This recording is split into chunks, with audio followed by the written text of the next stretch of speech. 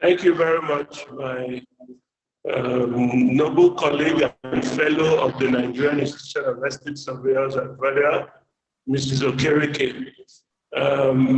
Without wasting much of our time, I want to welcome you to this web seminar being organized by the Faculty of Plant and Equipment Valuation.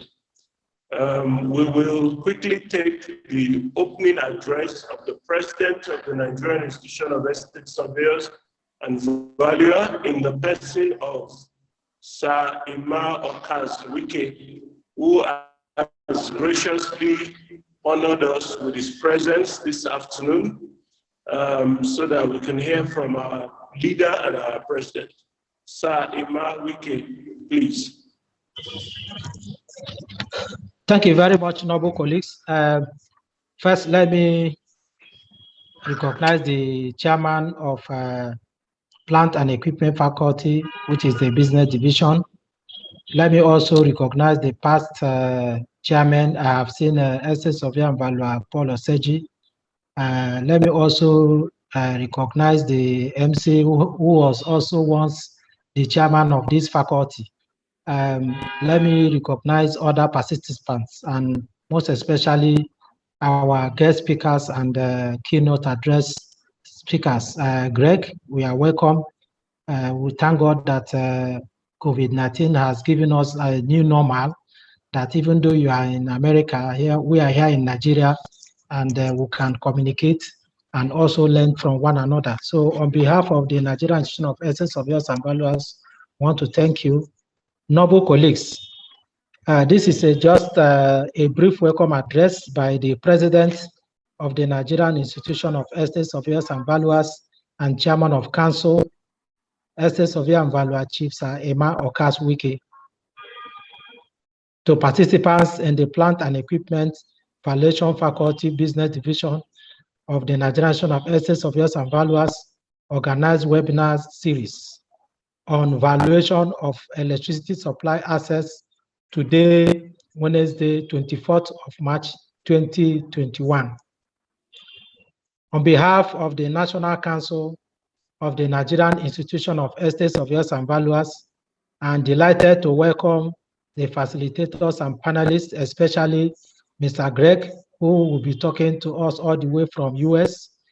Let me also thank our own past chairman, Estate Surveyor and Valuer Paul Oseji and Estate Surveyor and Valuer Kola Adefila, to this webinar-based training program on valuation of electricity supply assets. When we talk about development, you cannot talk about development without power. And when you talk about power, you can't talk about power without control and without value. And as estate surveyors and valuers, our responsibility are dual in purpose. One, as professionals and also as stakeholders in the economy of Nigeria. Now, we have all known what we have been suffering. So as long as power supply is concerned, power generation, power supply and distribution. As estate surveyors and valuers, what are our responsibilities and how are we going to ensure that we bring development into our nation through power supply? I also want to welcome everyone participating in this competent acquisition program, more particularly members of our professional committee, the estate surveyors and valuers. I'm also aware that we invited other professionals, especially engineers and others who are stakeholders in the power industry. Let me congratulate the chairman and the secretary of the Plant and Equipment Valuation Faculty and other members of this faculty for their well-articulated webinar. Let me also say that it is apt at this particular time for us to advance our training and acquisition of specialist knowledge by practitioners of our own professional body. There is no way we can compete favorably with other professionals outside this country without train and retraining. So I want to thank Estate Surveyor and Valuer Kevin Nofili and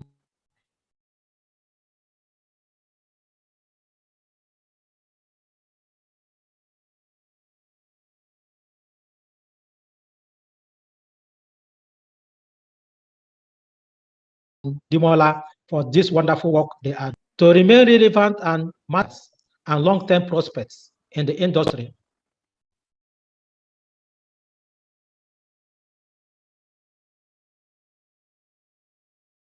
We must intensify our, as a professional body, the Nigerian Institution of Excellence great premium on capacity building of its members, and this has obviously increased in recent years with creation of faculties, which are like our food soldiers we call business division, for most of our practical areas and competencies.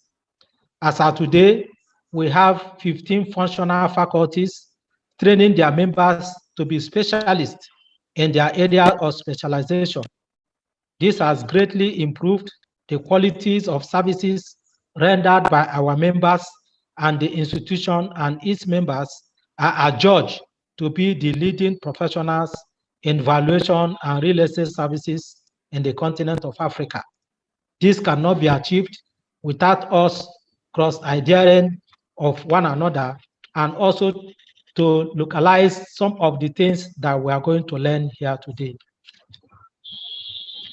We shall not relent in growing our standards and professionalism via training and retraining in order to be at par with international best practices and standards, especially in today's technology-driven world, where every profession is embracing technology in order to remain relevant.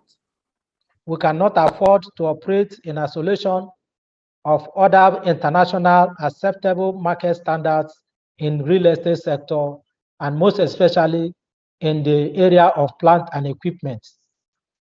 I must also congratulate all estate surveyors and valuers and other professionals who embrace this initiative. If we must stay ahead of the curve and keep progressing in our professional endeavors, then we must continually and consistently update our knowledge, skills, competency, and also try as much as possible to bring these things locally into Nigeria. The Nigeria economy is unique in nature in various ways, with specific challenges in all areas of professional services, be it valuation of electricity supply assets as one of the special and also specific challenges. It is my hope that this training program will offer a fresh insight into the challenges, as well as a roadmap to turn the challenges into prospects and benefits for our end users. Once again, on behalf of the Nigerian Institution of Estate Surveyors and Valuers, I hereby welcome you, and I request that we make the best of this training opportunity, even as we contribute to the development of our great nation. Thank you very much for listening, and God bless all of us. Thank you very much, my president and leader. And I will quickly introduce the chairman of the Faculty of Plant and Equipment Valuation, the flagship faculty of our noble profession, ESV Chief Kevin Ofili, for his introductory remarks. Chief, over to you.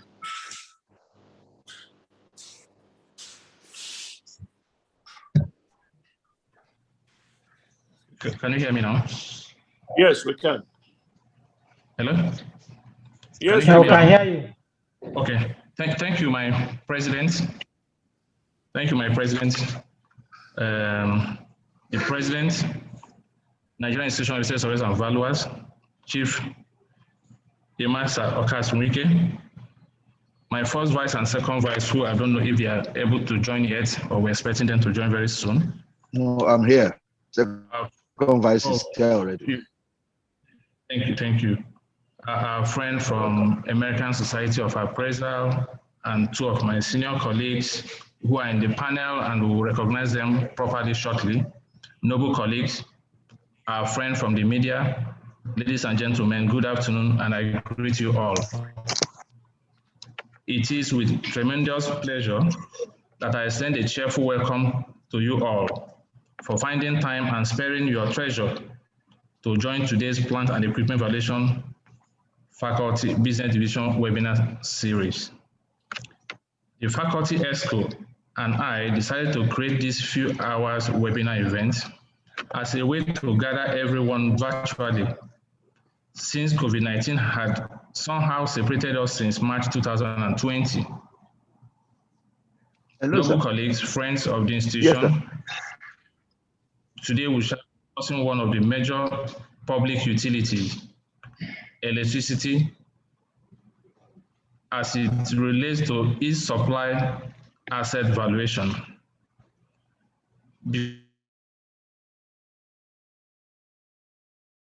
Because of the important nature of this public utility over the world by government agency, the essence is to guarantee value for money for the citizenry, who pays for the cost of running the entire power infrastructure value chain, from electricity generation to transmission to distribution.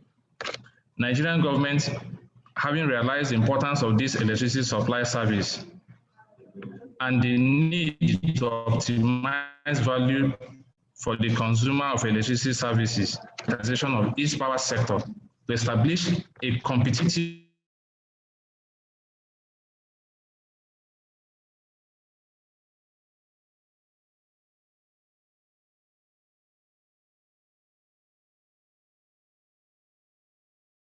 market with the intention of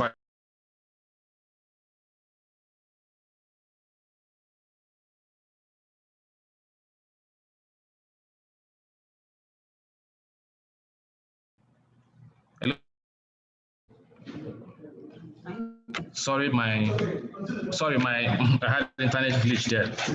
Nigerian government, having realized the importance of these electricity supply services and the need to optimize value to consumers of electricity services, commenced unbundling and partial privatization of each power sector to establish a competitive market with the intention of achieving better management, increase in electricity generation and cost-effective supply, and to ultimately attract private investment in this sector. This government power sector privatization policy will generate a lot of demand for different services, of which asset valuation for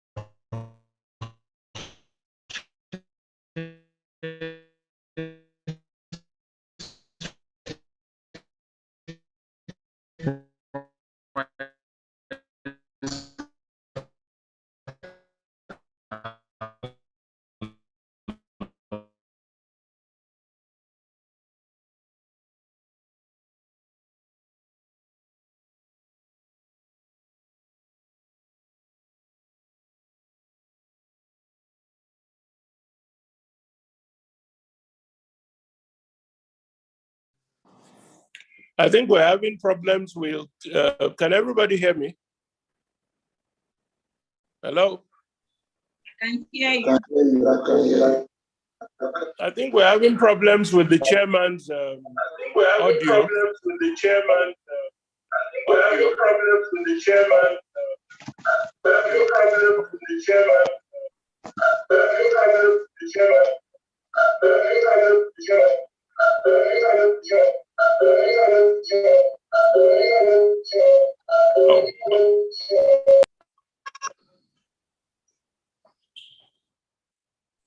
Hello?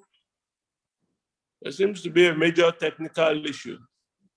That's some of the teething problems of communication in this part of the world. We'll get it better as we use it more often. Can you hear me, please? Yes, I can. All right. Yes, we can hear you. So, What I would suggest, sir, sorry, my IPC, sir, is if we can, because I can see that it has to do with the network issue. So I would suggest if we can turn off the audio, especially those of us who are having the issues, turn on the video and then allow the audio so that the bandwidth will be a bit minimal. If we can do that. Yes. Let's all turn off our video except whoever is speaking at each point in time. Sorry, I had an internet glitch again. I don't know if you can hear me now. Yeah, you're back on. Yes, I can hear. We can hear you. Sorry, ladies and gentlemen, noble colleagues, so that we are losing time. Ladies and gentlemen, have an open mind, listen carefully to our selected presenters, make comments at the appropriate time, ask questions as we spend the next few hours virtually on this webinar. I welcome you once again, and I hand you over to the moderator, ESV Osato, to continue the program. Thank you all. Good afternoon. All right, thank you, my chairman. Without wasting much time, we will introduce our lead facilitator, Greg, all the way from the United States of America. Greg, you're welcome to this web seminar. And Greg has a background in engineering, in business, and also is an appraiser. He's a member of the American Society of Appraisers. He has his own firm of appraisers, and he's a robust professional with the background of engineering, business, and valuation. That makes him very robust and equipped to be able to take us through this specialist angle of our profession, valuation of electrical assets. It's a major issue here in Nigeria because power has been our bane. And we know that electrical assets can be broken into three major prongs: the GENCOs, the generating assets, the DISCOs, the distributing assets, and the transmission assets that connect the GENCO and the distributive assets. So as our facilitator takes us through the gamut of the presentation is out to make today, I encourage all professionals that are on this web seminar and our friends to please listen and take copious notes so that when we start the interactive sessions, we can all learn from him. Welcome again. Please go ahead. The floor is open. Thank you. Again, it's an honor, and I'm excited to be with you all here this morning for me, this afternoon for you. The fact that we're over 6,000 miles away from each other is pretty amazing that we can enjoy this time together. I do have a question. How do I want to bring up my PowerPoint presentation? Do you want me to bring it up, or does the facilitator want to bring it up?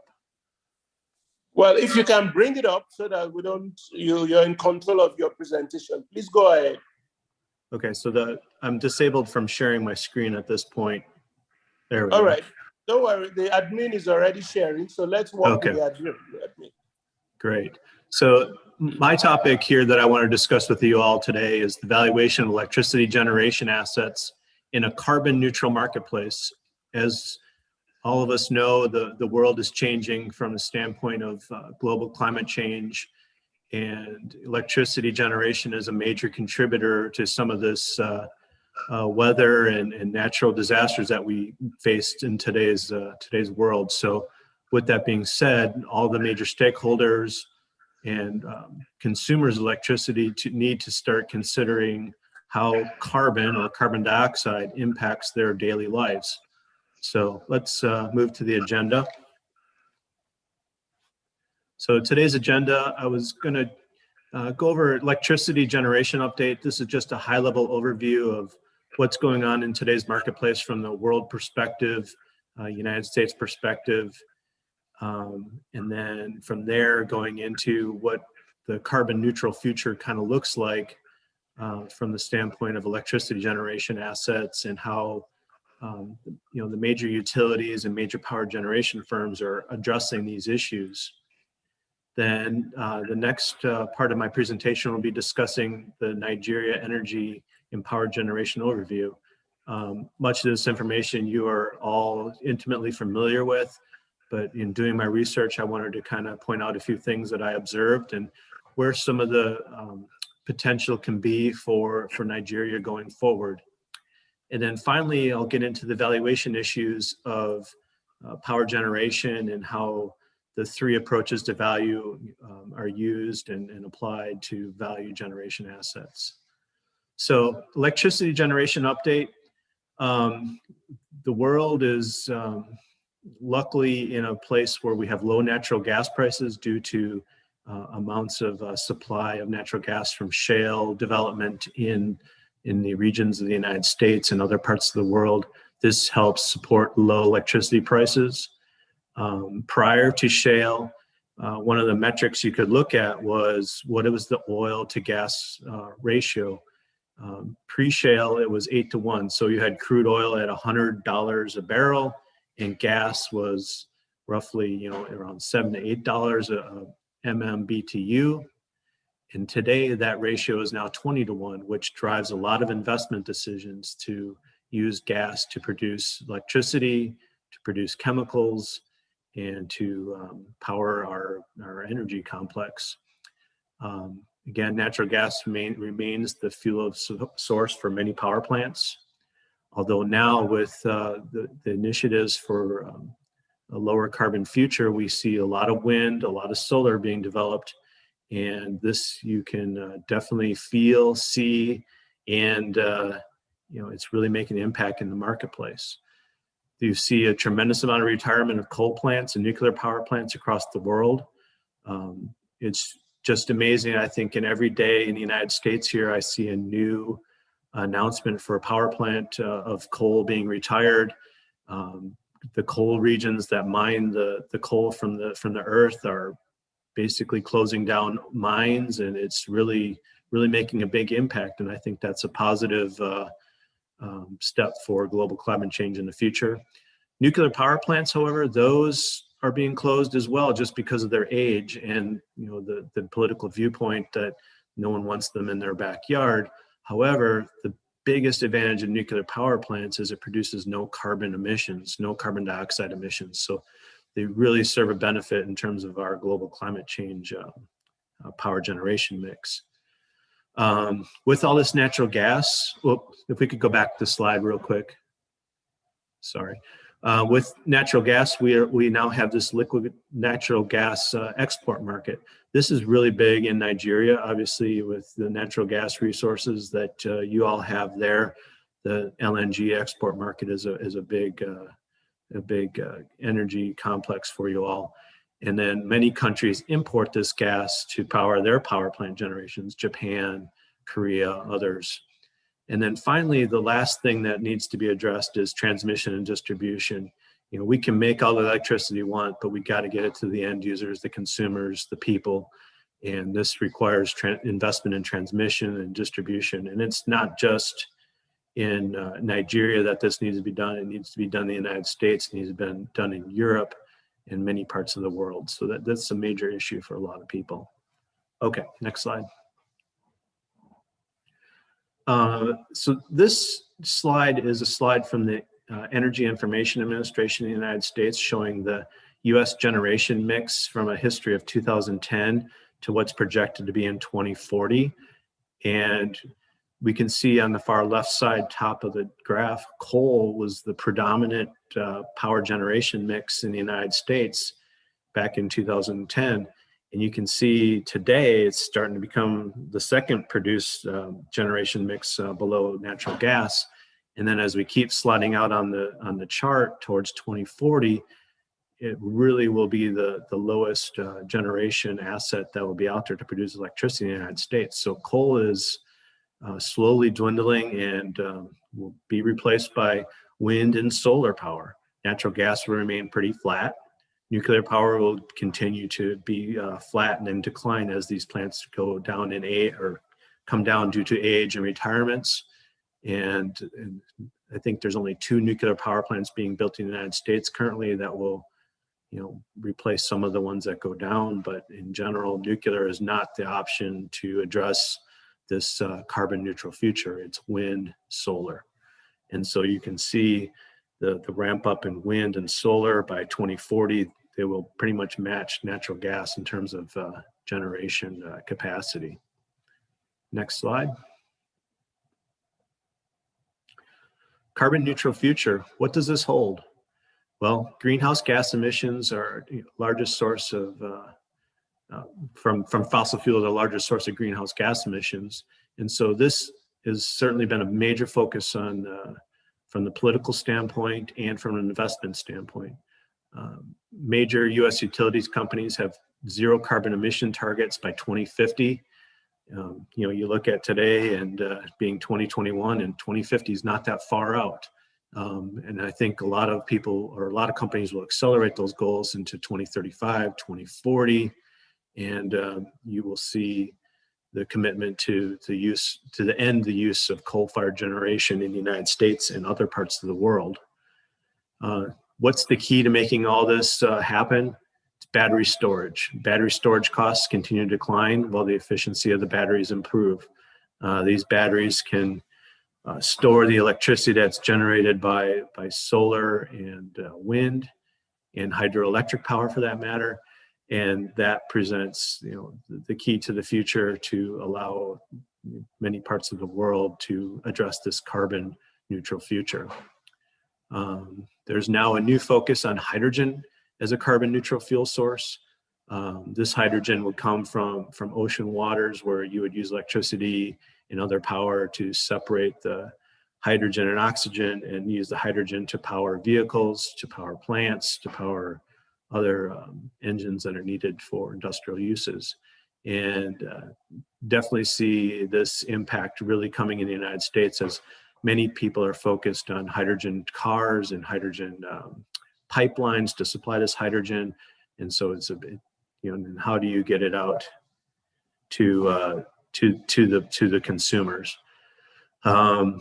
Electronic vehicles, EVs, automakers in the United States and Europe and other parts of the world are transitioning to a 2035 target date to phase out the internal combustion engine. They see that the consumer wants to move to this battery-powered electronic vehicle and eliminate gasoline and diesel from their vehicles. And I think that's coming faster than we all can anticipate based upon political and investment decisions. And you definitely see it here in the United States and in Europe. Then it comes down to what will be the ultimate impact to base load power generation, peak load power generation, and intermediate load power plants. What will be the prime drivers of base load power, that power that is needed 24 hours a day, 7 days a week? That will most likely be wind and solar. And again, with solar at nighttime, when there is no sun, you need that battery backups to store the electricity that you generated during the day to distribute during the evening. And then same thing with wind, that sometimes you have peak wind loads and downtimes of wind. And so that battery storage is going to be the major issue going forward. What are the unintended consequences of wind, solar, and renewable fuels? As we've become dependent upon electricity, we know that baseload power of coal and nuclear and natural gas provides us that electricity. Well, what happens when there's a huge winter weather event that happened here in Texas a couple weeks ago that froze some of the wind turbine blades with ice, and how do you unfreeze those to produce electricity to make the baseload power that you depend on? And so that's something that engineers need to continue to focus on. The other part with wind is sometimes in the huge summer heat events, there may be no wind. And then how do you generate the baseload power that you need from wind? Solar, we talked about the fact that in the evening, there's no sun. And so you need that battery backups to address that. Hydroelectricity is heavily dependent upon water. What happens during times of drought? How do you generate the electricity you need to make the baseload power that you need there? So again, there's items that need to be addressed with this global push towards wind, solar, and other renewable power sources. Next slide. So in Nigeria, this information is all from the Department of Energy Information Administration. Obviously, Nigeria is the largest oil producer and has the largest natural gas reserves in Africa, which contributes to its economic impact of being the 5th largest exporter of liquefied natural gas. That being said, I'm sure that many of you would like that natural gas to stay in the home and produce electricity for natural gas, from natural gas to supply your customers and consumers. Nigeria currently has electricity generation capacity of roughly 12,000 megawatts. 83% of that comes from fossil fuel, from natural gas and fuel oil. Well, fuel oil is very expensive, and again, is in this carbon neutral environment, natural gas would be a more preferred mechanism. And then obviously solar and the hydroelectric and wind power make up a small fraction of the electricity generation slate in Nigeria. So I think there's huge opportunities for solar, wind, and hydroelectricity to make up, the electricity demand that the country needs. Nigeria is Africa's largest economy, and only 60% of the population has access to electricity. This is from a 2018 study from the Department of Energy. And again, that would require probably solar, wind, and other alternative type fuel or energy sources to supply those people and customers. And again, the batteries would be the major issue to supply them. Looks like from my reading on Nigeria, the current focus is on increasing renewable power by adding more hydroelectric capacity. Again, hydroelectricity is heavily dependent upon water, and water does ebb and flow in terms of how the rainfalls come and how you store it and how it ends up being used for both hydroelectricity and for agricultural and human needs. So that's a big impact with hydroelectricity, whereas wind and solar have certainly, dependent upon wind and the sun, much more readily available. Next slide. So now we get into how do we value these generation assets and some of the approaches to value that we can use. Three traditional approaches to value, most of you are familiar with. They all reflect the market. Cost approach is based upon the principle of substitution, that a prudent buyer would pay no more for an asset than the cost of acquiring a substitute property of equivalent utility. This comes into play when appraising such plants as coal-fired power plants and nuclear generation plants. Sales comparison approach. This is where you examine the sales of similar properties to determine the value of the subject. You need to make sure you have a prevalent market to use that approach. Sometimes it's just not applicable. The income approach, this is the present value of future economic benefits of owning the property. And I'll go into some details on that and how that applies to a power generation plant. Next slide. So the cost approach, basic steps, and wanted to kind of go over this on a high level overview for you all. So we have the reproduction cost new. This is cost to produce an exact replica of the asset that you have. Then you have the functional obsolescence due to excess capital costs or advancements in technology. This is the difference between reproduction cost and the replacement cost new. So an example of a coal-fired power plant, the reproduction cost new may be substantially higher than the actual replacement cost new, which may be a solar power plant or a natural gas-fired combustion gas turbine. And so that's where you get into the difference between reproduction and replacement cost, which is the functional obsolescence due to excess capital costs or advancements in technology. From there, we quantify physical deterioration. This is just based upon age of the asset, wear and tear, and lack of maintenance or maintenance plans that you put in place. This replacement cost less physical deterioration results in the replacement cost new less physical deterioration, or RCN LPD. From there, we quantify functional obsolescence due to excess operating expenses. These are items that address inefficiencies, cost to cure items that need to be addressed that the plant is experiencing. The next step in the cost approach is quantifying economic obsolescence. Typically, you can look at a market extraction method, an income shortfall method, or even a heat rate type method for a power plant, looking at future energy prices to kind of forecast the economic obsolescence there. Then we address necessary capital expenditures. These may be environmental expenditures that need to be made to keep a plant in operation to meet current standards. Then we add the land value. And once we go through all these steps, we have the cost indicator of value. So if we could go on the next slide, please. The cost approach. What are the advantages of the cost approach? It is the best starting point to identifying the assets of the subject property. You have to take the time to learn the assets in order to develop the cost approach. So that's one of the benefits there. It is a reflection of the property as of the appraisal date. It does not reflect what the future is going to hold. It basically reflects what the assets are as of the appraisal date. And then it relates value to cost after we go through all those depreciation assets and obsolescence items that we quantify. The cost approach identifies and quantifies all forms of depreciation and obsolescence, and is the best approach for special purpose properties such as a power generation asset, or specifically a hydro generation asset. Cost approach is pretty much the only way you're going to get something done there. Disadvantages of the cost approach: it is difficult to quantify and qualify all forms of depreciation and obsolescence. It takes time, it takes effort, it takes time to talk with the folks at the facilities to understand what the issues are. You have to research through industry publications and find out what all the issues are. And again, it takes time, and therefore it is more costly to do the cost approach. Next slide.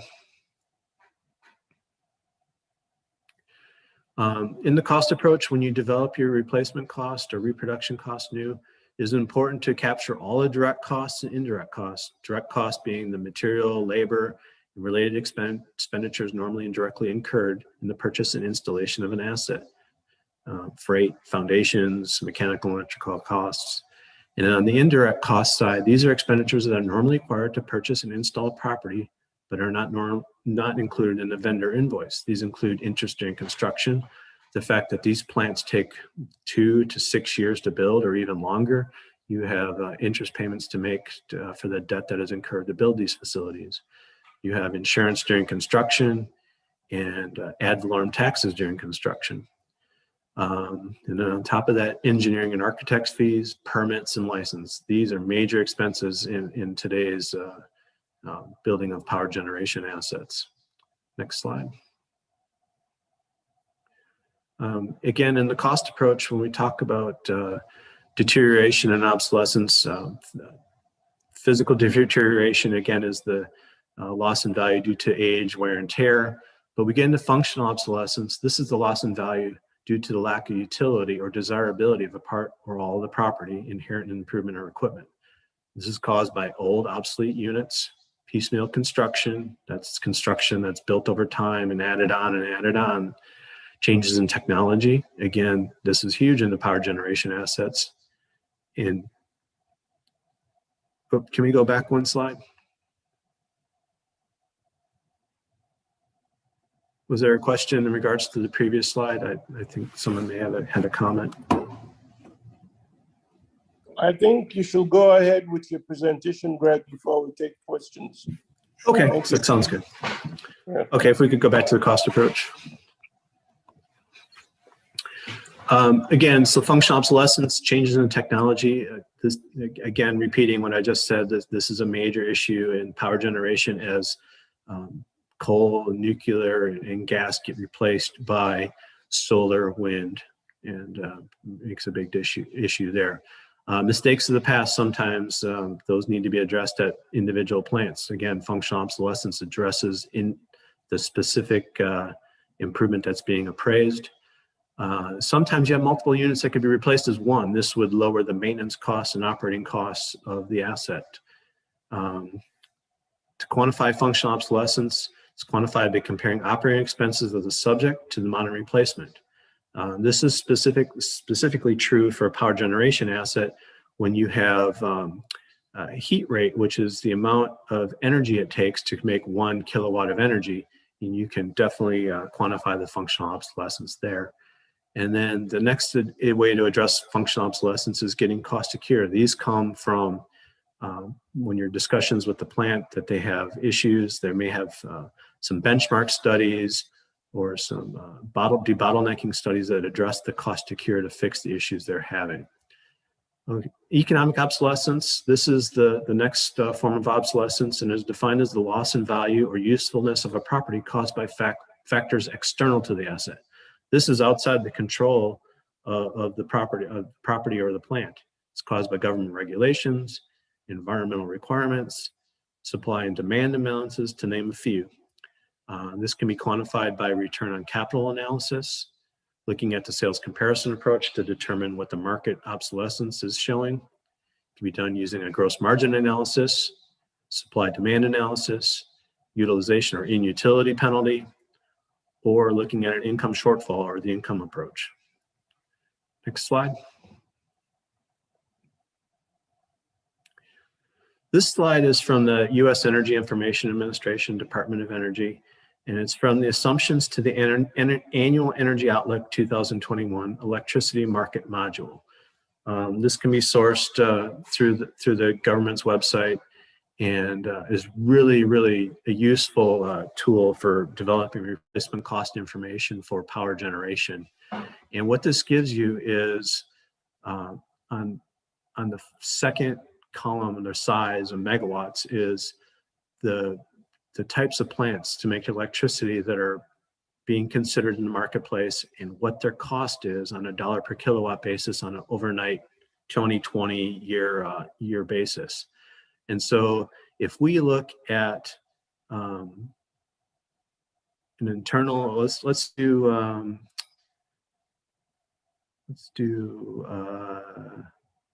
where's my coal plant here? Supercritical coal plant, so USC, so that's the top line item. Those ultra supercritical coal plants are plants that were considered in the last decade to replace old coal technology, and the replacement cost size is 650 megawatts. And if you look at the base overnight cost, it's roughly $3,672 per kilowatt to construct new that facility. And then here we can use that to scale a replacement cost model to value a coal-fired power plant if that was one of the assets that we're looking for. But that, like we had discussed earlier, in this carbon neutral future, coal's not being built. So our replacement cost would most likely be in the United States a wind plant or possibly even a solar plant. So we would have to slide down this table and find a wind. And we find that for 200 megawatts of wind, it's roughly $1,846 a kilowatt. And so this chart provides some really good, meaningful information on replacement cost information to develop the starting point in the appraisal of the replacement cost new. And also on the far right-hand side, it gives a heat rate, which allows us to also quantify functional obsolescence when comparing the subject plant to the modern replacement plant. We can figure out how much more efficient or inefficient the subject is compared to the modern replacement plant. So those are all useful tools in the cost approach. So I wanted to give you this information in terms of a reference point to finding good information on replacement cost methodology. Next slide. Sales comparison approach. This is the preferred method to appraise property by appraisers because it reflects actual transactions of buyers and sellers. Unfortunately, sometimes there's just not an active market in the region that you're dealing with or the plants that you're dealing with, and sometimes may not be meaningful, but should be considered. It is based on the proposition that an informed purchaser would pay no more for a property than the cost of acquiring a similar property of the same size and utility. The three key steps in developing a sales comparison approach is gathering data. Again, this is going to take time and effort. Determining the appropriate units of comparison. So how are you going to compare the comparable to the subject? You're going to look at age, you're going to look at other utility functions, and other metrics that you may need to adjust for, such as location and time of sale. And then you need to apply the results of this analysis to the subject property. And from there, you can make an informed decision on the sales comparison approach. One of the things that's important to consider in the sales comparison approach is you need to account for intangible assets when looking at large transactions of, actual business that's transactions. Because when you look at a power generation plant, it's almost pretty much an individual business and has a workforce, has permits, has other intangibles that need to be accounted for when looking at a transaction that's used for the sales comparison approach. And again, the sales comparison approach is most reliable when there's an active market providing a sufficient number of sales comparables that can be independently verified through reliable sources. Next slide. Then we get into the income approach. This is where we use future cash flows developed by projecting revenues, operating expenses, capital expenditures, and working requirements to value the property. We use a market-based discount rate to discount the cash flows. And it's important to note that this discount rate represents the expected return to account for the specific risk in owning the subject property. And it is an opportunity cost. It must compensate investors for inherent risk. And in this cost of capital includes both equity and debt. Two primary methods to developing an income approach is the direct capitalization method. This is where value equals income or net operating income over the capitalization rate. To get the net operating income, we review historical net operating income of the property or the business, and we try to normalize that to develop what we think would be a go-forward net operating income. We then in turn take a capitalization rate, which is the discount rate less growth, and we use those items to make the value. So we take the normalized net operating income and we divide that by the cap rate, and we end up with the value using the direct cap method to develop the income approach to value. The second approach is a yield capitalization or discounted cash flow method. This is where we project future cash flows over a period of the ownership of the asset. We discount those cash flows to present value. We discount the terminal value or exit value of the property, all using the market-based discount rate that we develop. This results in a business enterprise value, which includes tangible assets, intangible assets, and the working capital to run that business. So we need to make sure if we're just valuing the tangible assets that we deduct the appropriate amount of intangible assets and working capital. A lot of times when you're dealing with rate-based or utility type property, you're using these direct capped and yield capitalization models to value the business. And then you need to allocate this to the power plant, to the transmission assets, and then to the distribution assets. So you'll develop this income approach and develop this overall value. Then in turn, you'll have to allocate that using the cost approach that you use to develop to allocate to those various components of the business, being the generation side, transmission side, and the distribution side. So that's a useful tool for allocating the income approach to those assets. The other part that's interesting in the income approach on a go-forward basis with this carbon neutral future is carbon is going to have a price. It's going to be both an operating expense to run a plant to pay for those carbon emissions that you need to account for, or it could be actually a revenue source. The fact that that carbon will have a value and your plant may make credits due to the fact that you're making hydroelectricity, which doesn't emit carbon, and that may in turn increase the value of the plant because of the fact that you're generating those carbon emission credits using the power that you're making. So it's interesting dynamics on a go-forward basis with carbon and how that's going to impact the value of generation assets there. So next slide, please. So to give you all some additional information on how, to get information to value power generation assets, The U.S. Department of Energy's Energy Administration website is just an outstanding resource for information, yearly publications, great individual publications on replacement cost information for power generation. They also go into oil refining, oil and gas, and really do a good job of analyzing the world's energy complex. The U.S. Environmental Protection Agency provides some really good resources on this carbon neutral future that the world will be addressing here as we keep moving forward, and does a really good job there. Also wanted to give you insight to another conference that happens in the States here. It's in Wichita, Kansas. It's remote this year, but in the future, I know they do plan to come back to in-person learning. But it's the appraisal of ad valorem taxation of communications, energy, and transportation properties, or they now just call it the Wichita Conference.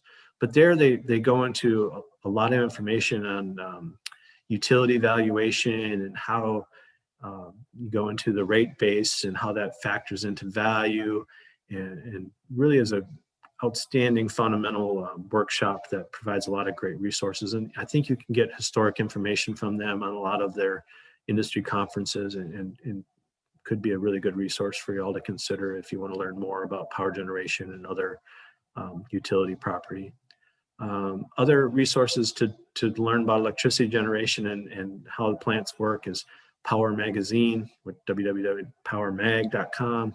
And Penwell Books also has a lot of great publications on how electricity is made and how it all works. So with all that being said, I want to thank you all for your time and allowing me a chance to speak to you all and discuss power generation asset valuation. So with that being said, I'd be happy to answer any questions or address any concerns you all have. Thank you very much, Greg, for keeping to time and behaving like an engineer that you are, and being a businessman at the same time. Without wasting too much of our time, I would like to call on ESV Paul Osaji, a fellow of the Nigerian Institution of Estate Surveyors and Valuers, and a very experienced valuer, to give us like the Nigerian perspective to Greg's presentation. I'm sure we all wondering, carbon and more efficient source of power generation. Good afternoon, everybody.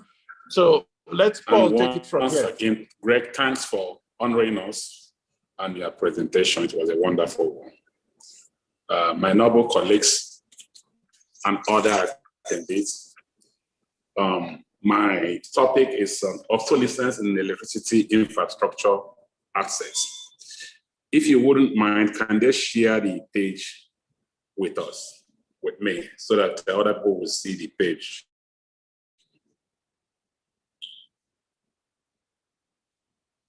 Yeah.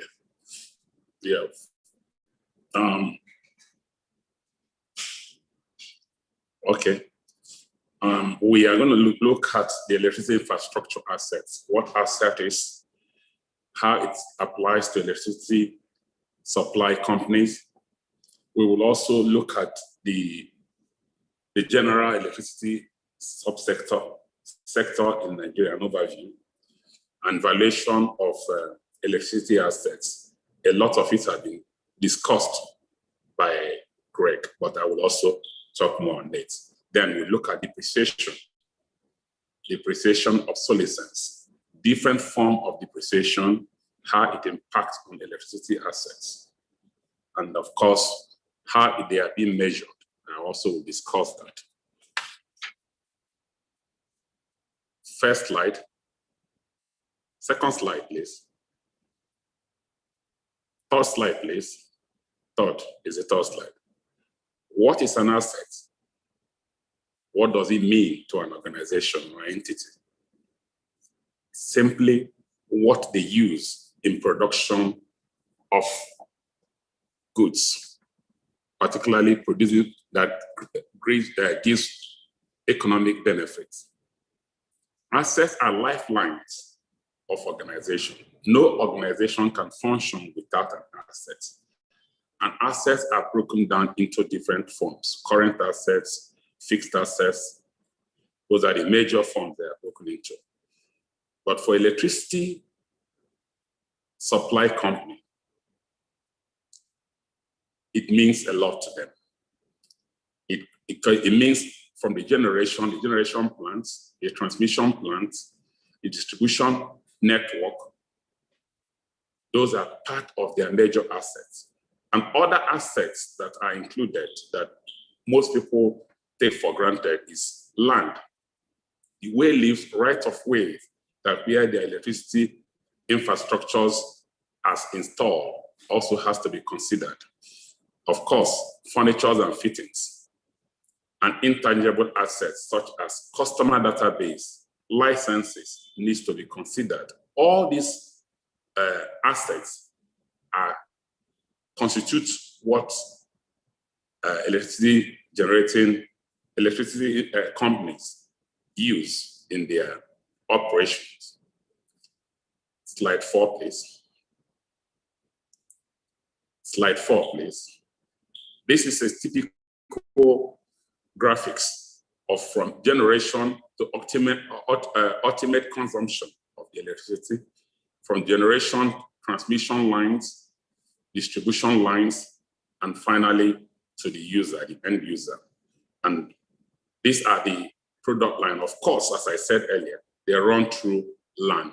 They have right over them, and they run through land, and that should also be included in their assets. Slide 5. Slide 5, please. Slide 5. Okay, of course, generation assets, we know what it is. They are plant machinery and equipment used for the generation of electricity from source to primary energy. Transmission lines are the ones that carry the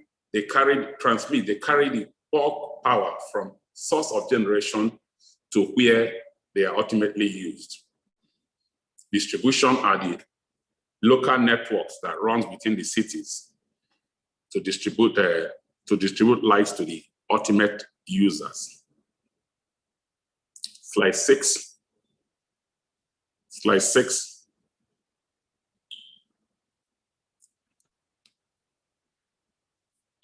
Relates to the fact sheet of Nigeria. Nigeria has a population of 270 million people, and over 50% of that population lives in the urban area. Of course, it entails that a lot of electricity is being used in the urban area. More than that the rural area do not use electricity, they do use electricity. Our population growth is at 3%. The gross domestic product of Nigeria is 43.56 trillion. The electricity produced demand now in Nigeria is 51,000 MW, and the installed capacity of generating plants we have is 12.5 megawatts, 12,566 megawatts, and the average capacity available is only 4,000. It simply means that we are currently suffering from underutilization of what we are generating. And in Valuation Palace, it suffers. Nigeria equipment, the generating plants are suffering from what we call inutility. And that, the definition of inutility and what it means and the import of inutility will be discussed as we go on.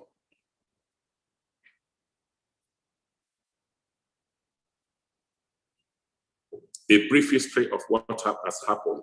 From 1896, that was actually when electricity came into Nigeria.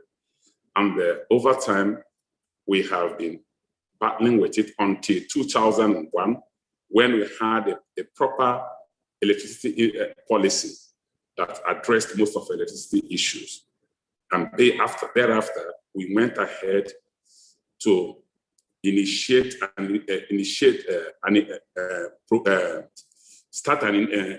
a program that will help us change our power infrastructure and power usage, and invested over 3 billion naira to that effect. And we have, over time, we have broken the electricity distribution and generation into two parts. The distribution people group that is called GENCO. Generating people are called GENCO, and distribution people are called DISCOs. Those two group of people, organizations are all helping to help us produce power. But at the same time, we still have challenges on the generation. We generate a lot of energy, but we don't distribute. As I said earlier on, it's a lot of challenge that borders on what we call inutility, and the value of our equipment is greatly affected because of that, because they are producing under capacity. They're not, what they are producing is not being the overcapacity. What they are producing are not being utilized. Therefore, it affects the value of the generating plants. Next, please. This is a clear indication of what happens. We generate 12,522 MV. And what we use, is 7,141 MV. That's what we utilize. And it shows a great disparity. And as I said earlier, most of the things suffer, most of our generating plants suffer from inutility. And the principle of inutility will be discussed later. Next slide. Because of the gap between generation of electricity and the distribution and the challenges bordering on electricity generation in Nigeria, there's great need for we as estate surveyors to come to assist in making sure that the assets that we have are utilized in such a way, are valued in such a way to unleash more capitals for us to address our electricity challenges, particularly as it affects distribution and generation. Another aspect of it, and that calls for us as surveyors to become more knowledgeable and get exposed and get a lot of infrastructure knowledge on how to value electricity assets. We all know the 10, please. We all know why valuation, purpose of valuation. And it's not different in electricity infrastructure. One is to acquire acquisition. The purpose is acquisition, to acquire plants. Next is financial reporting, which is compulsory that all organizations must adhere to financial reporting standards. And you need valuation to be able to address that. Taxation, regulation, and tariff, of course. Tariff determination is to determine how much should be charged by the end user of electricity generated by the electricity companies. How should they charge the tariff? Proper valuation assists in doing that. And finally, purchase price allocation is equally needed. It's one of the purposes of carrying out valuation of electricity assets. As earlier discussed by Greg, he mentioned different aspects of valuation, approaches of valuation: cost, sales comparison, and income comparison. Those are the principal approaches needed to value plant and electricity infrastructure.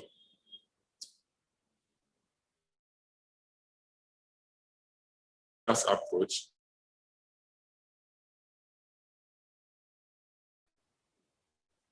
and the principle of substitution simply states that, and if no informed buyer will pay more for an asset than what he can get. Proper definition of that is also necessary. The other one is anticipation. That's the income flow. The income flow, anticipation, principle of anticipation, that's the income approach. That is what it's based on. IVS 105 requires every valuer to examine all these aspects of approaches and use the most appropriate. But I will gladly tell you that the most appropriate approach in valuing electricity infrastructure is cost approach. Although although some people may challenge me and say that no, that is not it. But if you examine other method approaches, that is the most appropriate. And you would have heard Greg mention it in his presentation. Apart from the plant and machinery aspect of electricity infrastructure, the other aspect, the land should be, we of course use the sales comparison method, and then you use the appropriate method to value the intangibles, the database, and then use the furniture and fittings. You can use cost methods or sales approach in doing the totality of what we are doing is to be able to arrive at the total value of the assets of electricity supply company. For this particular seminar, we will focus closely on cost approach. Please, can you go to cost approach?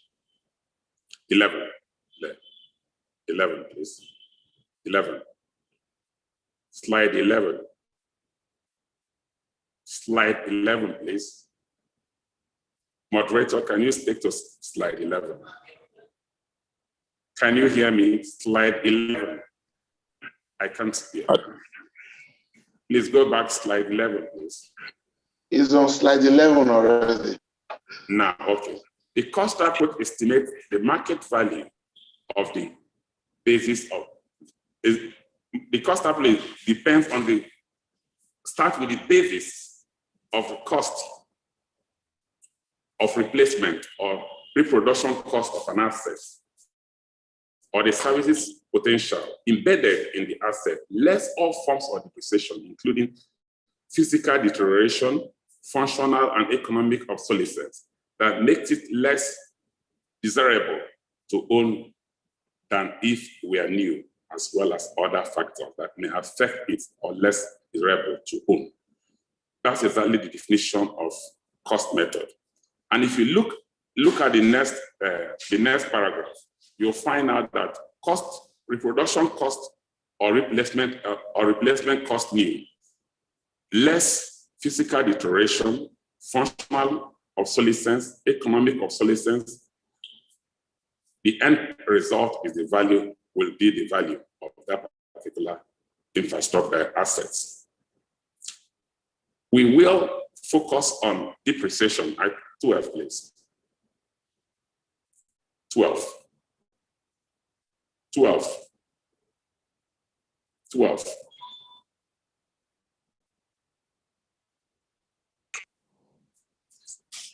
Please, can you go to 12? It's not on 12.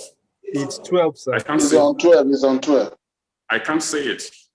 Please go ahead. It's on 12. Go ahead with your, it's on 12. Yeah. Depreciation, as we all know, is loss in value of an asset over time due to wear and tear.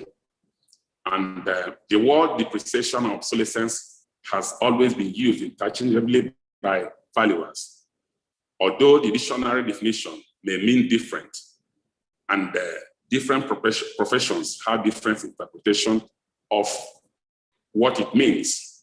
But valuers, appraisers, we look at it as value inferiority, and which is in sync with what Professor Eugene Grant's definition of obsolescence.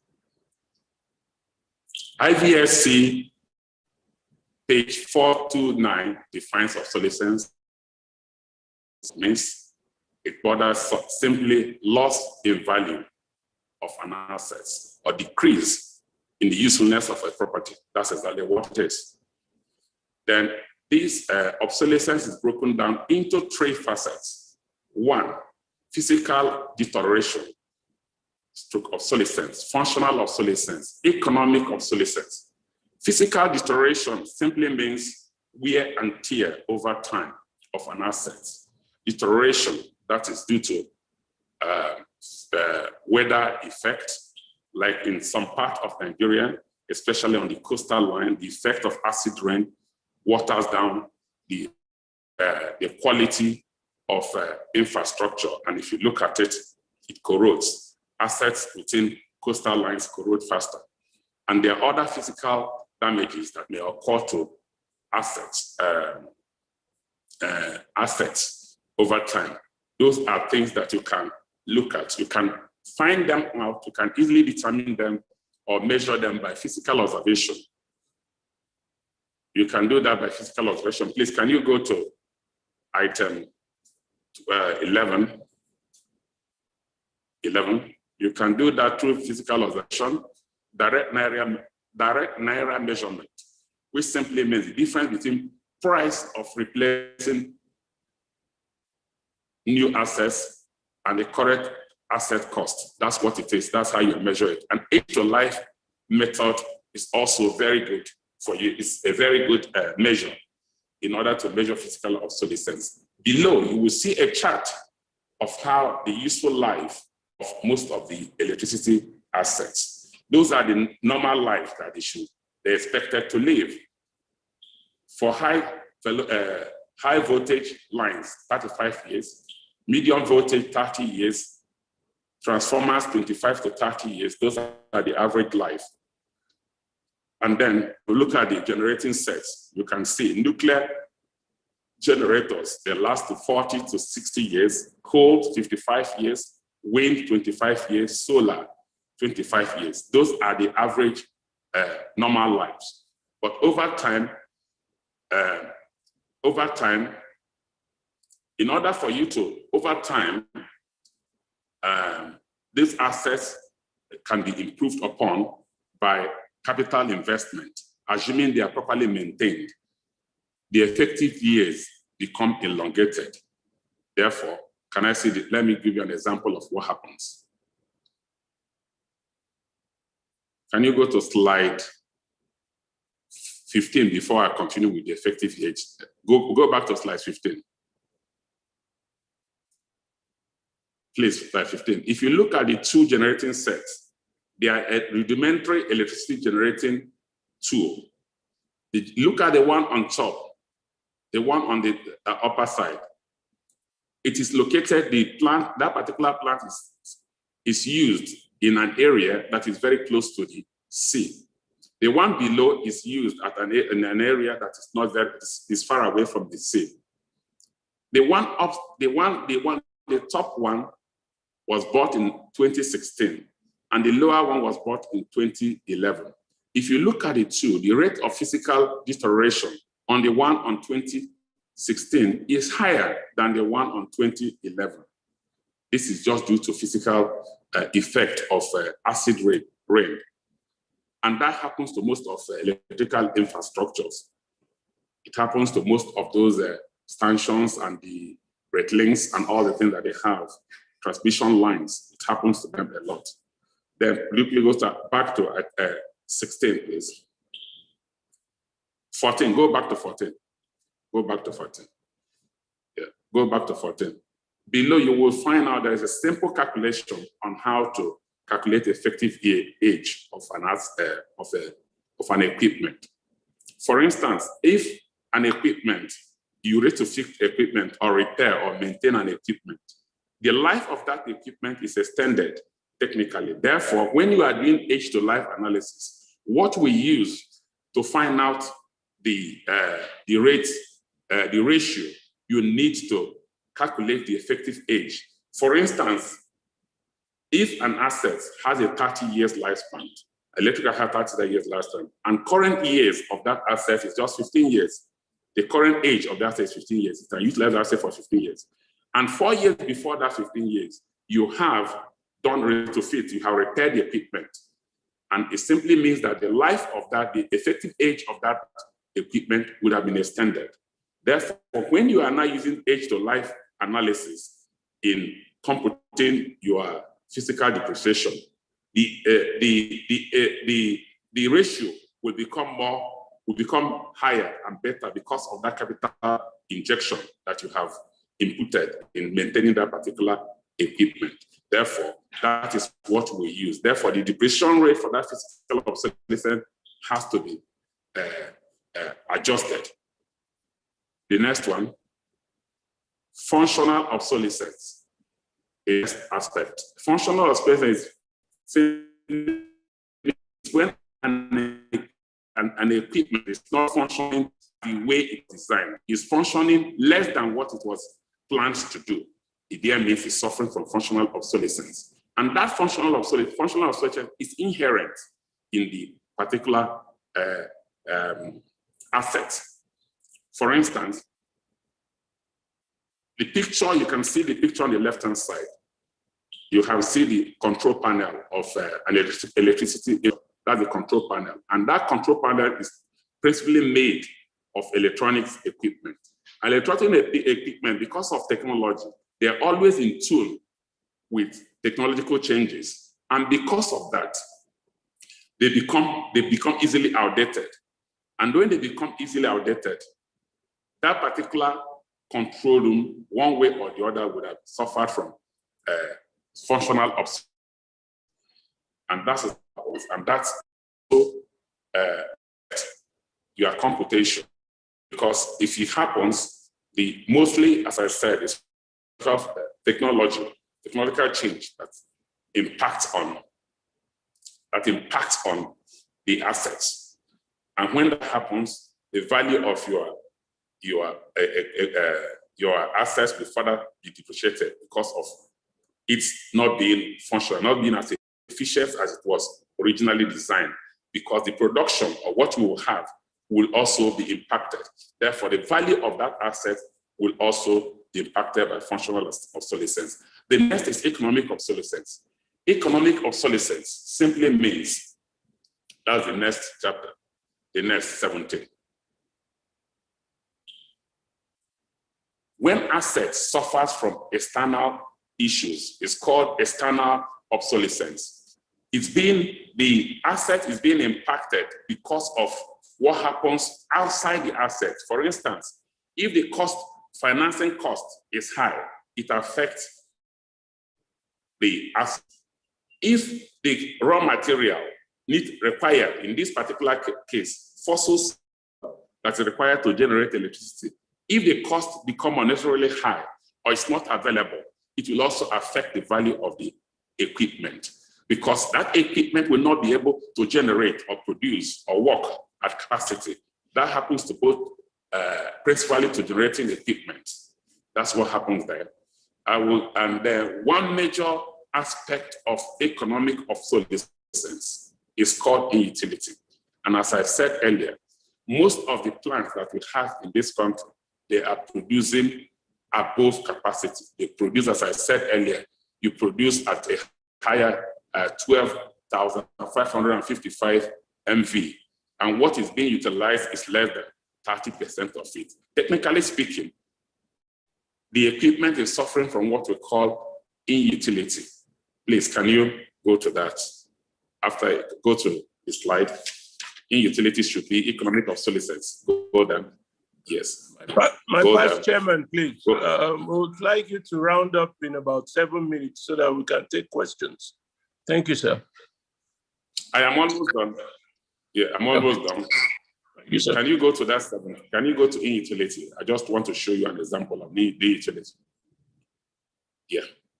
As I said earlier, e-utility is a situation where the generating level of a plant or an asset is significantly less than its rated or design capacity, and the condition is expected to exist for some time. The asset is considered less valuable than it would otherwise be.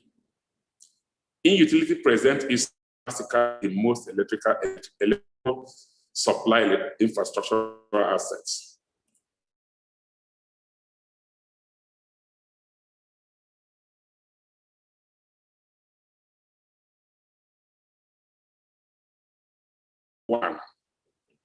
Slide 21. Slide 20, please. Can I see slide 20? Yeah. The exercise here shows you how utility is being calculated. And the formula for utility is also stated. It simply shows that utility is 1 minus capacity of the expected capacity over capacity. The capacity, what the capacity is, what the capacity of the equipment is being produced now, the capacity over the one that, are you following? Yeah, the capacity produced over installed capacity multiplied by exponential. The exponential times by 100. That's the simple computation of utility. That's the formula for utility. And how to determine the exponential could be sourced from the a chart. And then you can also calculate that. And with that, you will find out that if you utilize this formula, you will now know how to calculate the utility aspect of a particular plant. And I said earlier, most of our plants in Nigeria suffers from that. Before I conclude, when you determine economic, functional, and physical obsolescence, you do not take it out from the cost of replacement cost in a one swoop. You take it out one after the other. You calculate for the physical obsolescence. After deducting for physical obsolescence, you will go to functional obsolescence and then, of course, economic obsolescence. When you have done that, you will now have your final value. But you must take them one after the other. That's what it is. Finally, whichever method of valuation you might adopt, the most important is for you to be very, very detailed and thorough, and that your source of information must be very verifiable in order to arrive at your conclusion. And as I said earlier, and I'm repeating it again, the most appropriate method of valuing electricity infrastructure is cost method. And then you follow up all the depreciation approaches, and then you come to your value. Thank you. Thank you very much, my past chairman of the faculty and very noble senior member of our profession.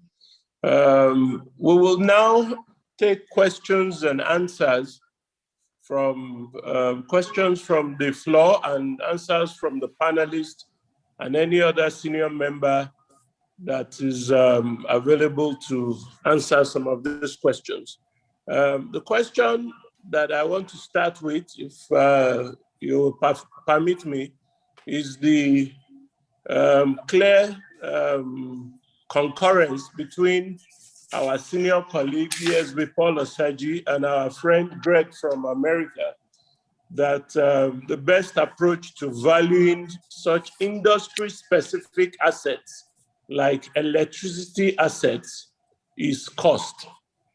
Why is that so, considering that the American economy is more versatile and comparables and data is available for you to do the income approach?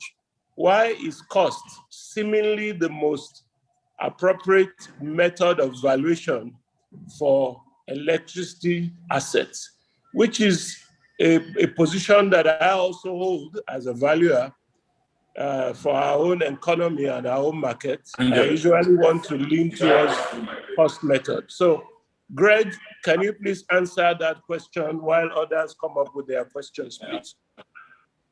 Is Sure. Greg still on? I'm still here. All right, Greg, please go ahead.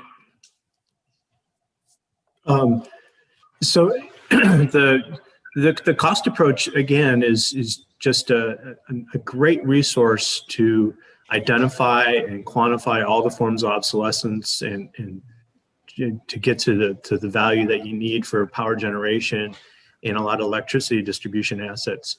That being said, you still have to do the work to find out if there is market transactions that result in a meaningful indicator of value for the sales comparison approach. And then also the income approach, you just can't skip it because you don't want to do it. You still have to do the investigation that there is a viable market for electricity prices, the raw material costs or the cost of fuel, and how you value all that, and does it provide a meaningful metric that that would result in credible results? Do your other appraisers would do the same thing? All those things that come into play with with the USPAP standards for an appraiser need to be considered. But again, it all comes back to the fact to identify what you're valuing. The cost approach is going to provide you the best resource to understanding what you have and ultimately what the value of that asset is. Thank you. Can ESB Paul Osagie also throw some light on why he prefers cost as an approach to valuation, sir?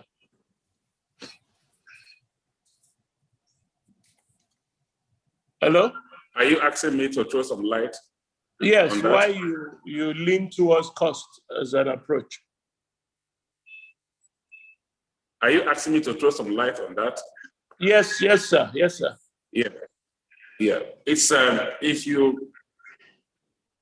the transaction, if you look at is data you are analyzing, most of the data, that cost data are readily available. Other forms of data. However, if you are going by IVSC, say you should consider all aspects. One that gives you more information that you collect, get more.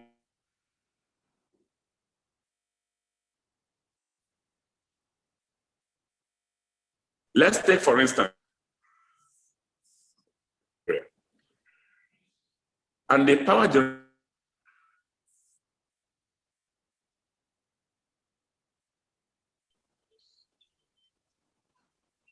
in Nigeria, you expected to go beyond Nigeria to gather your information. How many of such transactions happens within Africa before you say internationally?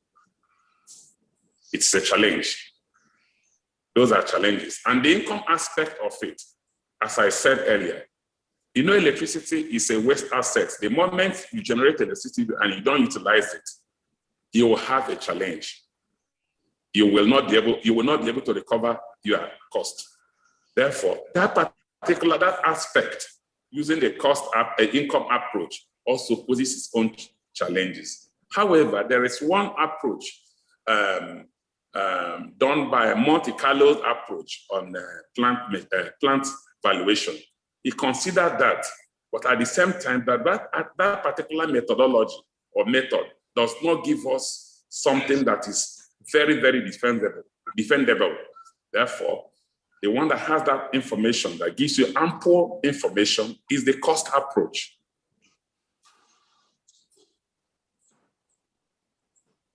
Am I making sense? Yes, you are, sir. Yeah, that's what it is. All right, thank you. Can I have a say on that? Go ahead. Who is speaking, please? Moderator Adefila. Go ahead, sir. Go ahead, sir. I was going to call you to also throw in some Thank you very much. Oh, yes. I was thinking I was going to, not the presentation as such, but pass some comments generally, because I've looked at some pitfall we overlook, which are supposed to be details, information, and things we need to include in valuation. But in respect of the cost approach, I think for Greg, yes, and for coming from America, you could have as much data, as much information you require on possibly market approach and income approach. Nigeria, we know that to be able to use income approach on any plant and equipment, It's where you have a steady cash flow and is properly recorded over a period. But for like Paul just said, that's a difficult thing here to do. The same thing with market approach. How many transactions can you record that maybe we do in the open market, say by open market, where we don't have record of transactions in the market? The only approach open to us definitely is the cost approach. And IVS said, in IVS, because we, thank God, the world is now a global village. We have to, adopt international standard. These have been reviewed from time. In fact, the current 2020 IVF edition still maintain that the cost approach is commonly adopted for plant and equipment, particularly in the case of individual assets that are specialized or special use facility. You describe that if you look at the assets of electricity assets, we're talking of supply assets. And I'm sure the two speakers had done very good details about the asset. But you have power generation, power transmission, power distribution. Those are the supply chain to get to the end user. And you see the whole gamut of equipment and plant that you have listed. Yes, land is there, but I will not even consider land. This sometimes become as individual asset that you, apart from then the identification particularly is this one important. Are you going to approach it from micro identification or macro or micro identification? We discovered that in valuing this type of asset, you need to dwell much in micro identification by having as much details as possible. And that's why a desktop valuation for an asset like this may be quite difficult, may not be very reliable, and maybe look at caution. So it has to be detailed inspection and taking all as much information as possible. I think cost approach, yes, is still the best for our environment. Thank you. Thank you very much, my past chairman and elder of the profession, for that robust contribution. There are other questions coming up on the chat. Let me take one of the ones that was given by ESV Ogunsoya, the former chairman of Valuation faculty. He was asking ESV Paul Osaji that since we have underutilization of the generated power by our discos, why do we still have shortage of electricity in this climate? Can ESV Paul Osaji throw some light on this? Because he talked about the principle of inutility, if I got it right. So we're producing so much power. Meanwhile, we still have shortage of power in our homes. Can ESV Paul Osaji help with that? Thank you. Thank you. Can you hear me? Yes, we can. If you what you said is correct, and what I said is simply that equipment, they are producing more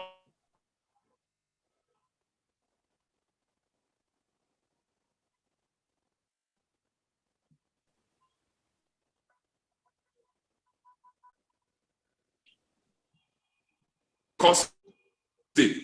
They are not being sold.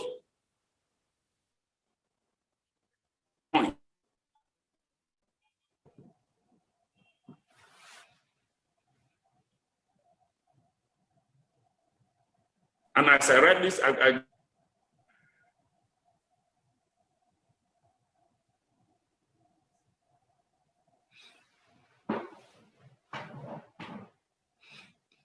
Hello? Hello? I can hear you clearly. Are you hearing me? Okay. Yeah. He's having some on the issue, why do we have, that is from a valuation standpoint. I've given you my answer from a valuation standpoint. From business standpoint, it calls for business opportunities for distribution. It there means the people in the distribution segment of the power supply chain. They should invest more in the distribution so that they can take out what the GENCOs, the generating equipment, are producing. And by so doing, do you understand? They will have more capital because they are selling more, because they will now be able to expand their generating capacity if they so wish. But the challenge on distribution is a business opportunity for people to get involved in the distribution aspect. Then when you now come to value the distribution infrastructure, you find out that their value will be negative, will not be high, because they are not producing, they cannot carry. You understand? They are not taking as much as possible. Therefore, what they are selling, do you understand, will not justify the capital outlay or they have deployed. All right. Correct. It is clear. That's also... There are two different things. I'll say the valuation aspect and the business aspect. Yes. Yeah, it's a question to be answered by business people, not valuers. Yes, sir. So let me throw more light too for... You understand? If his question should be addressed to electricity businessmen, to address, to unleash that tight potential in distribution. Yes. Let me throw more light for you. From valuation standpoint, go ahead. I hope I've answered your question. You have. It just shows the depth of the Nigerian market and the opportunities there. Moderator, I don't know if I can throw a light on this. Go ahead, sir. Let Yes. me throw more light for you. I forgot the name of the person. Let me throw more light. Augusto has said, because we have a high generation. Sorry? Chairman, you are on? No, you go ahead, sir. Okay. Because he's saying that because they have, why do you have a large generation and we still have supply, short of supply to consumers? I think one of the major problems we get is, if you know, is the investment in infrastructure required to be able to offload the generation. That's always been the public domain all along. We have the power generation company. We have the power transmission company. Then we have the power distribution. The transmission company are failing in the aspect of transmitting what the generating companies are producing, because we have obsolete equipment. That's why all over the place, a transmission company working around the clock trying to build transmission line. It's not been there. When we woke up that we need to start to generate, and we are building plants all over the place. Never looked at the issue of transmission. And like had established, we have a lot of our lines that are quite obsolete, that they should have been replaced. There should have been a lot of investment in those areas, which are not possible. And again, even the distribution company also, because they are incapacitated by funding, there's a limit to which they could take from the generation. And that's the problem. It's always been there that when the generation company generates, it's not fully offloaded. And that's why you hear government say that we generated 7,000, but what is being transmitted is maybe about transmitted or maybe distributed is maybe about 3,500. I think the problem is the gap in infrastructure deployment to be able to do this. Thank you, sir. Thank you. Chairman, can you please throw in more light? Sure. My moderator, they have said it all. If you listen, what we have in the electricity supply value chain in Nigeria, you have generation, you have transmission, and you have distribution. Now, the challenge we have is that Nigeria currently has over 12,000 megawatts generating capacity, and they have done partial privatization of the generating sector. The transmission, which takes the light from the generating company and transmit to the distribution companies, is 100% still owned by federal government. Now, currently, as at date, the transmission company can do only 5,000 megawatts.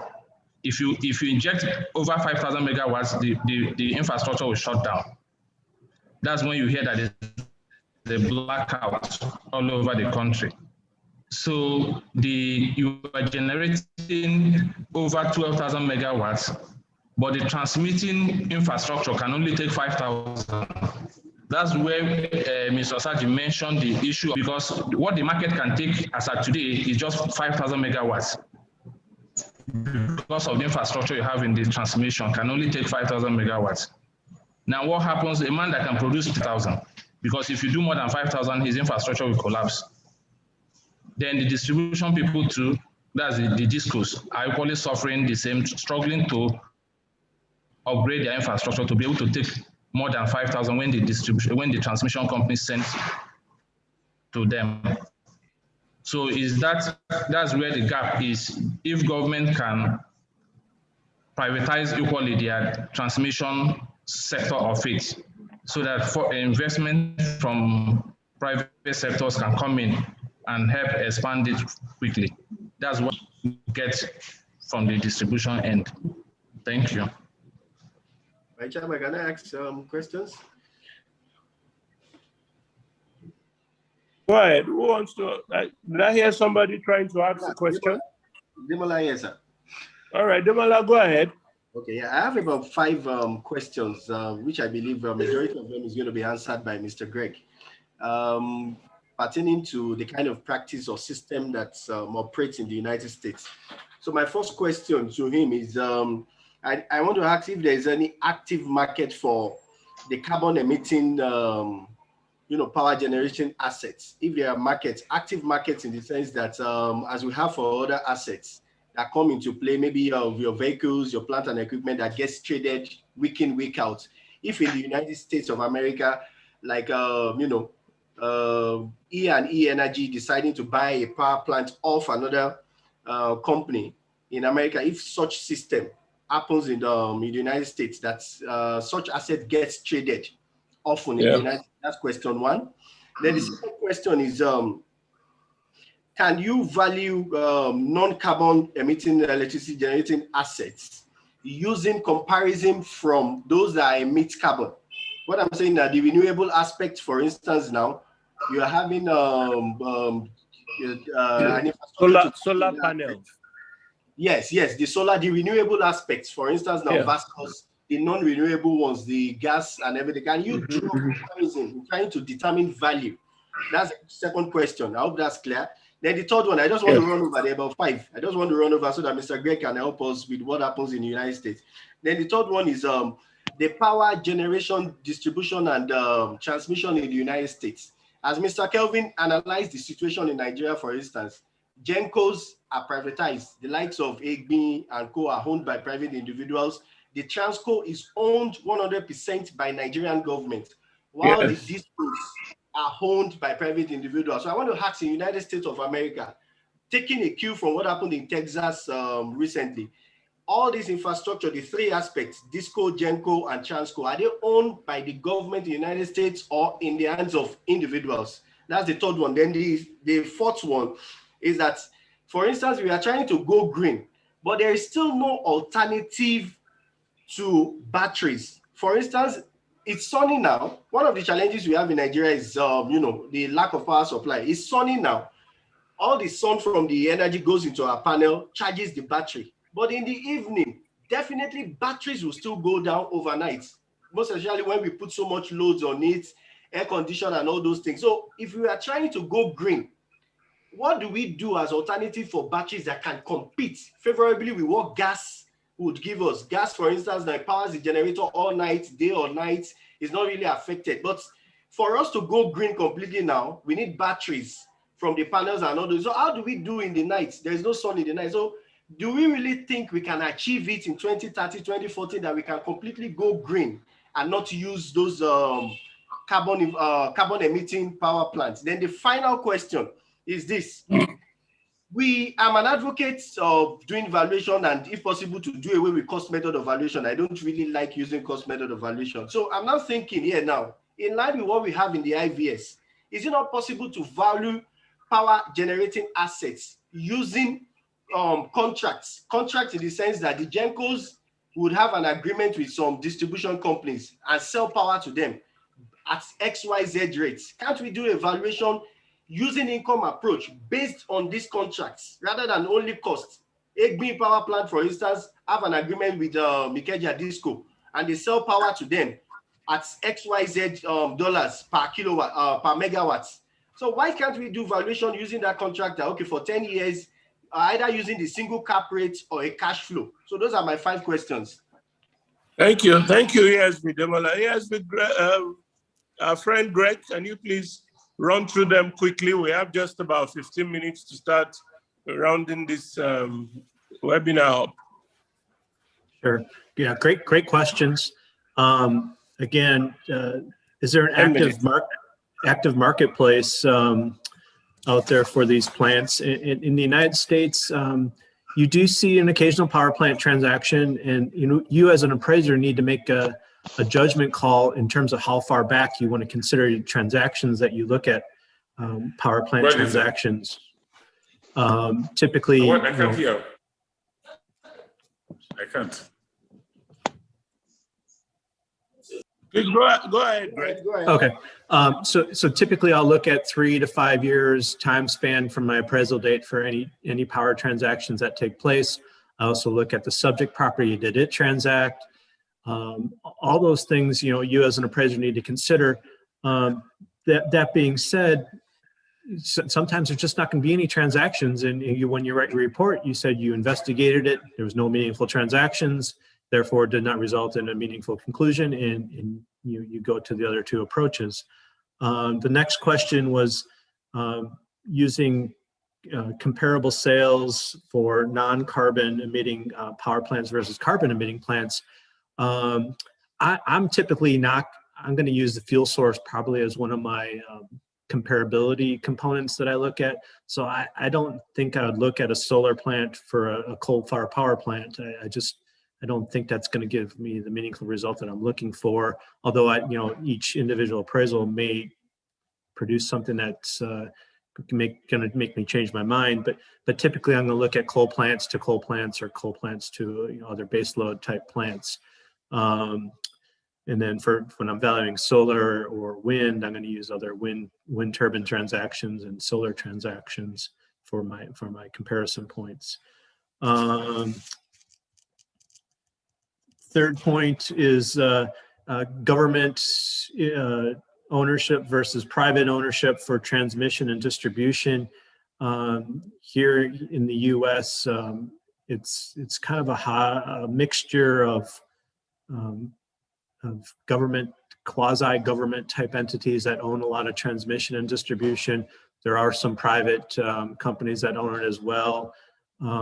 We have our issues as well. I mean, just here recently in Texas with the weather events, even our transmission and distribution could not handle the load, and a lot of the power went down in Texas, and that is monitored by a government agency called ERCOT.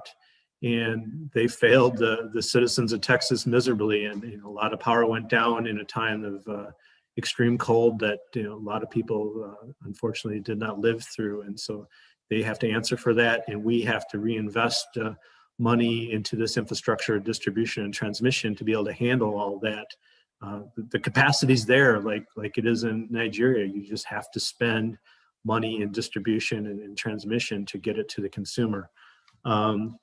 Fifth question was going green and the fact that you make the solar in the day, and in the evening the batteries get drawn down for the air conditioning units and other power requirements. Fortunately, battery technology is improving. Tesla, Mr. Elon Musk is just an amazing, innovative individual, and his batteries are just incredible in what they can do, and they're being rolled out to these wind farms and solar farms here in the United States, and this technology is just getting started, and it's only going to get better. And I think as it gets pushed to other parts of the world, it's going to really help achieve a lot of these initiatives to eliminate carbon from our future going forward. Again, I know it's frustrating right now, and but it will change. And I do think that technology is changing daily, and it's going to be like computers, and it's just going to get exponentially better. Valuation of power contracts and the income approach. Again, when you're doing this income approach and you're valuing plants based upon contracts, you're valuing the going concern in terms of its business value with that, and depending upon what type of approach you're trying to get to value the assets from a willing buyer, willing seller perspective.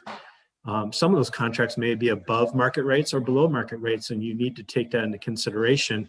And again, it just allows the computers to start taking over our profession and come up with these value judgments that may or may not be credible in terms of checking them against the cost approach. And I do know that we are forced with tough business decisions to come up with appraisals that are realistic for our clients and the price budgets they're looking for, and coming up with those approaches. But it still does not allow us to circumvent the fact that we need to produce credible results and check those income approach numbers against a cost approach or a market approach. So that being said, it's really important to understand what your valuation is going to produce credible results for the answers you're looking for. All right, thank you, Greg. I can see that we have more comments than questions on the chat platform, but what I just wanted to quickly point out is, from Demola's question is that, look, you can't rely on one method of power supply alone. Even in the United States, based on the experience in Texas, you see that you need a cocktail of power supply: solar, carbon, whatever, hydro. That is the mix that will guarantee steady supply, even in the best of the developed world. So Demola, as you use your battery, you still need your generating states. You need the other sources of power supply. So I can see that we don't have too many questions. We have comments and opinions.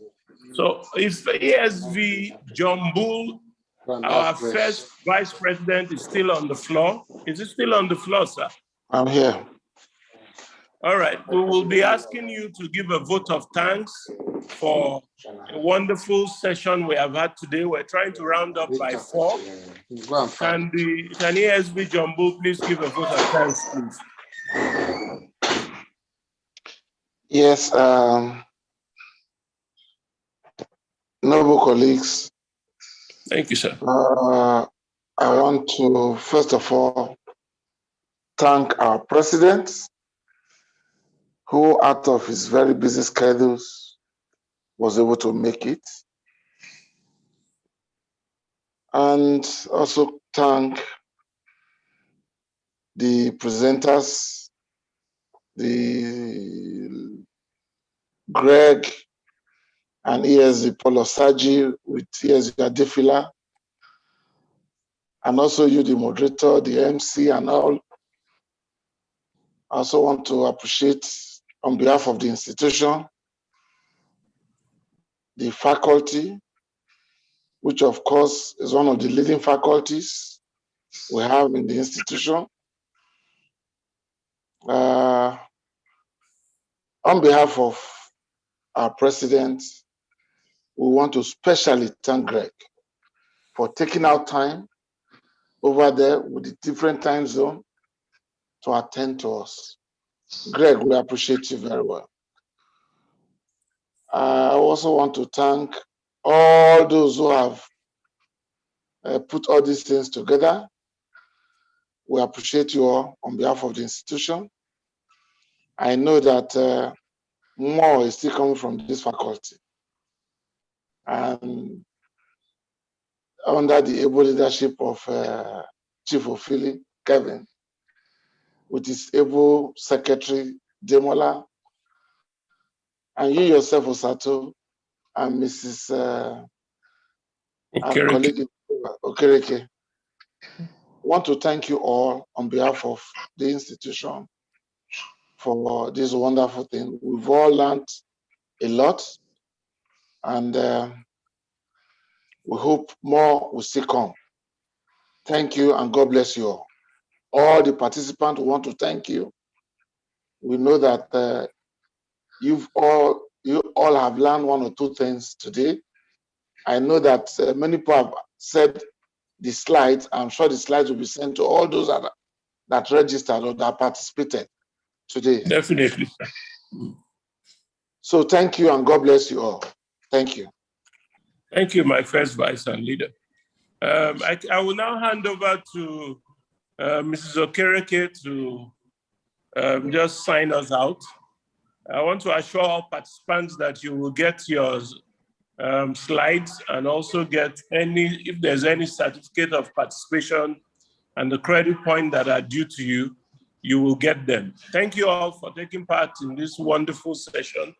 Enjoy wherever you are. Stay safe. COVID-19 is real. Do all the necessary checks. Take the vaccination if you need to, and stay healthy. Thank you all. Madam, please take over. Sorry, my moderator. Yeah. Hello? Go ahead, my chairman. Okay. Sorry, before Mrs. Okereke will finally give us closing talk, I want to especially thank Greg for accepting to help present in this webinar.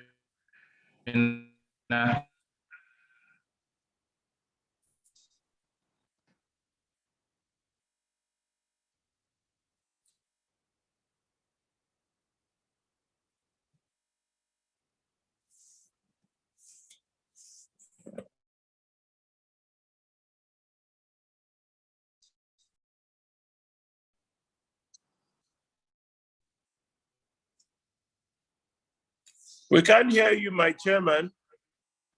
Your audio is really, really bad. I think so too. Maybe Mrs. Okereke should continue now. Madam, when you finish, I'm in Port Harcourt with you. Oh, welcome to my territory. So come and take care of me. Thank you. I want to say a very big thank you to all of us that have stayed to the end of this seminar. You will actually expect for this to be a memory that as you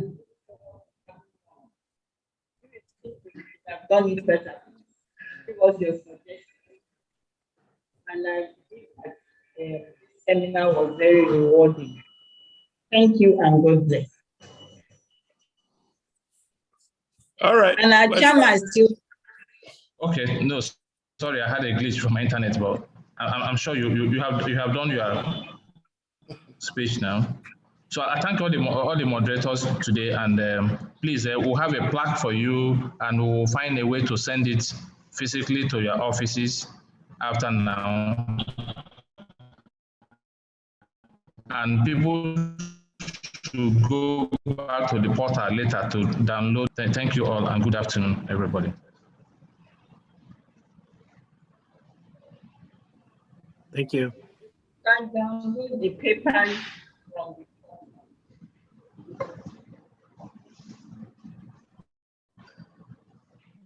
the